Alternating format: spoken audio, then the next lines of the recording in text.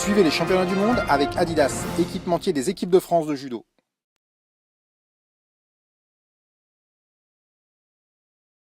Eh bien, fin de la compétition, dernier jour des individuels. Nous sommes dans la salle où Teddy Riner vient de gagner les championnats du monde pour la 5e fois de suite, pour la première fois à Paris.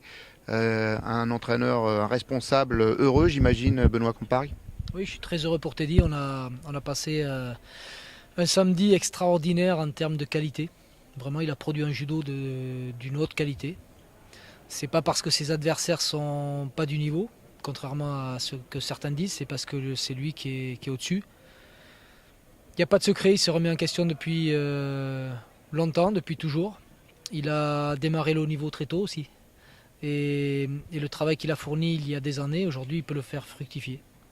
On voit qu'effectivement, par rapport à ses adversaires, avec lesquels, par exemple, on pense à Tolzer, qu'il a battu beaucoup plus difficilement l'année dernière. Là, il y a une marge qui s'est créée. C'est la même chose avec le Cubain, enfin avec tout le monde. Là, il planait au-dessus, quoi. Il était très très loin dessus. Il vous a surpris quand même à ce niveau-là? Il m'a surpris par l'impact qu'il a mis sur ses hippons. Voilà, après c'est dans la continuité des choses, c'est-à-dire que je lui demande toujours et on lui demande toujours de rehausser son niveau, donc forcément le niveau il le rehausse parce que c'est quelqu'un qui apprend des autres. C'est quelqu'un qui a appris et qui a ça en lui sûrement, il apprend beaucoup des autres, des conseils, donc il écoute et puis et avec la maturité il s'est aussi approprié des choses pour lui-même, voilà, avec ses convictions. C'est un élève, il est resté élève et en même temps il produit aussi des choses de lui-même. Sur le plan technique ou sur le plan de son expression globale, sa maturité globale? Non, sur le plan technique, il a comment dire, je l'ai connu en cadet. En cadet, bon, il appliquait et en junior aussi, stricto sensus, les choses comme je lui ai demandé. Aujourd'hui, je lui demande de faire des choix. Donc voilà. Après, je pense que c'est un moyen pour que les gens s'approprient le travail qu'ils font.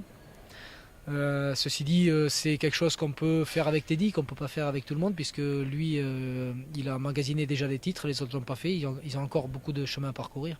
Mais quel choix doit-il faire? Vous lui demandez de faire quel choix précisément? C'est simplement de la pédagogie. Quand il y a un travail, quand il y a une activité, parfois je lui donne des choix entre une activité ou un travail et un autre. Et parce que je veux qu'il s'approprie ce qu'il fait. Et ça, c'est très important. Il a aujourd'hui 22 ans.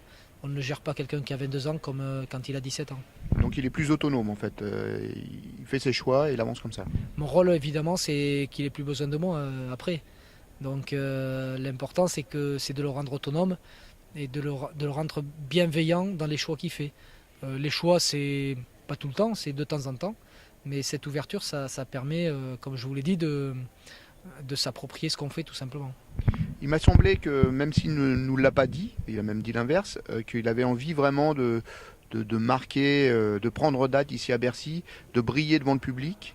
Et donc, il s'est donné les moyens de le faire et il a vraiment cherché à être éclatant. Peut-être ce qu'il avait peut-être un peu raté l'année dernière à Tokyo, même s'il avait fait une très belle compétition. Mais là, on a eu l'impression qu'il voulait éclabousser la compétition et briller devant le public. Est-ce que vous pensez la même chose?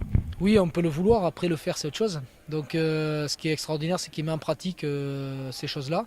Je pense que l'échec de Tokyo lui a permis d'élever encore son niveau parce que il avait tellement envie de bien faire après, de se refaire quelque part, et notamment à Paris, que finalement il s'est dit c'est peut-être une chance pour moi que de gagner un 5e titre à Paris parce que c'est Paris.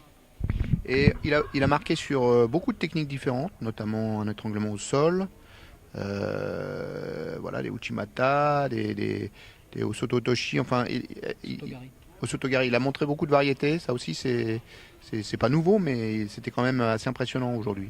Alors oui, c'est pas nouveau, et bon, ce qui a évolué, c'est la précision, tout simplement, dans le moment où il le produit. C'est-à-dire que le discours que j'ai tenu au début, alors c'est pas ça qui a changé quelque chose, mais on n'est pas là pour faire du spectacle. Si tu dois marquer Yoko, ça sera Yoko, après tu verras pour le hippon. Le but c'est de marquer hippon, mais ce qu'il faut c'est gagner. Donc il a pris le temps de bien faire les choses. Et il est resté concentré d'ailleurs tout le match. Il a amené l'adversaire à chaque fois dans ses travers. Et en même temps, il a donné de l'impact à ce qu'il faisait. Donc c'était propre, c'était pas calculé forcément, mais c'était dans le bon timing. C'est ça qui était vraiment productif. Un dernier mot sur Teddy. Il est donc aujourd'hui 5 fois champion du monde. Est-ce que, à vos yeux, il est devenu le plus grand poids lourd de l'histoire? Pour moi, c'est pas le but. Le but, c'est qu'il soit champion olympique. Donc, voilà, il y a eu un événement historique qui a lieu. C'est à Paris, tant mieux. Mais encore une fois, l'important, c'est qu'il soit champion olympique. Parlons un peu de l'équipe de France. Quand on s'était vu juste avant le championnat, votre souhait c'était 2 médailles d'or pour l'équipe masculine. Vous ne les avez pas. Quel est votre bilan sur le comportement d'ensemble de l'équipe des garçons? Alors le bilan est mitigé. Ça se termine bien sur la médaille d'or de Teddy, mais il ne faut pas oublier les autres. Je suis déçu pour eux, parce que perdre chez soi, c'est laisser passer une grande chance, parce que l'objectif, comme je l'ai dit à la conférence de presse, c'est d'élever le niveau de l'ensemble. C'est une chance d'être chez nous, devant notre public, pour le faire. On l'a fait à Tokyo et je pensais que ça allait continuer ici. Donc il faut que les athlètes vite réagissent par rapport à ça, mais vraiment rapidement. Qu'est-ce qui leur a manqué? Je les ai un petit peu en dedans pour certains. Encore une fois, le bilan il peut être qu'individuel, c'est difficile de travailler globalement, mais pour certains, un manque de pas assez bagarreur. Pas assez bagarreur, je pense notamment aux petites catégories. Et puis en même temps, il faut savoir que ce qui est produit aujourd'hui, c'est le travail qui a été fourni il y a 2 ans, 3 ans, 4 ans ou 1 an. Et que c'est la préparation, oui, tout le monde était satisfait, ça c'est clair. C'est les retours que j'ai eus. Après, on peut lire ce qu'on veut dans la presse, mais c'est les retours que j'ai eus des athlètes. C'est le travail à long terme qui paye. Et c'est évidemment les fruits de ce qu'on a fait avant, qu'on peut mettre en application dans une préparation. Alors du coup, une opportunité un peu manquée de briller à Paris. 2 médailles, on a quand même vu un beau champion émerger, Hugo Legrand, mais quand même que 2 médailles. Est-ce qu'on peut encore reconstruire avant Londres? Bien sûr, là aujourd'hui, le bilan est mitigé, mais si j'avais baissé les bras à chaque fois que je ressortais d'un bilan mitigé en championnat du monde, qu'il soit junior ou senior, je ne serais plus entraîneur. Donc il faut continuer à y croire, il faut que les athlètes y croient, tout en sachant que il faut casser la routine forcément à chaque fois pour aller puiser plus loin dans ses ressources pour essayer de progresser. Rester humble, accepter, rester toujours élève et vraiment se mettre dans le bain du travail et de la difficulté, parce que la compète c'est très difficile. On croit que ça le fait quand on est à l'entraînement, mais finalement le but c'est quand même que la compète devienne quelque part facile ou gérable. Là ça n'a pas été le cas, donc il faut monter le ton.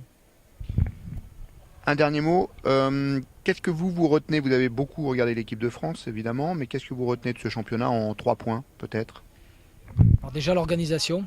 Donc franchement, je félicite les organisateurs et tous les bénévoles qui ont œuvré pour ce championnat, qui se sont mis à disposition de l'équipe de France, du public, les arbitres évidemment aussi. Mais voilà, nous on était dans un contexte hyper serein et les étrangers m'ont donné aussi des très bons retours sur ce championnat. Alors évidemment, il y a une salle qui est extraordinaire, qui a nulle part ailleurs dans le judo, un public pareil extraordinaire, mais voilà, les gens étaient à disposition, on voyait qu'ils avaient envie que l'équipe de France réussisse et ça nous a tenu chaud au cœur évidemment. Et puis bon, là, je remercie vraiment toutes les gens qui ont collaboré à ce championnat du monde. Un petit post-scriptum, donc bilan mitigé pour les garçons, les filles un ton au-dessus quand même, très clairement. Vous étiez dans la salle, vous avez dû vibrer aussi à la victoire de Lucie et celle d'Audrey qui a enchaîné. Qu'est-ce que vous avez envie de dire aux filles et qu'est-ce qu'elles vous inspirent? Je leur dis ce que je leur ai déjà dit, c'est que c'est vraiment une grosse satisfaction, ça retentit sur toute l'équipe de France, c'est un plaisir énorme. Voilà, c'est pas garçon-fille, fille-garçon, c'est l'équipe de France de toute façon. Donc les médailles d'or pour les filles, c'est les médailles d'or pour tout le monde et inversement pour les garçons. Voilà, il n'y a pas 2 équipes de France, il faut savoir qu'il n'y en a qu'une. Donc voilà, c'est beaucoup de plaisir et elle nous a apporté énormément de bonheur.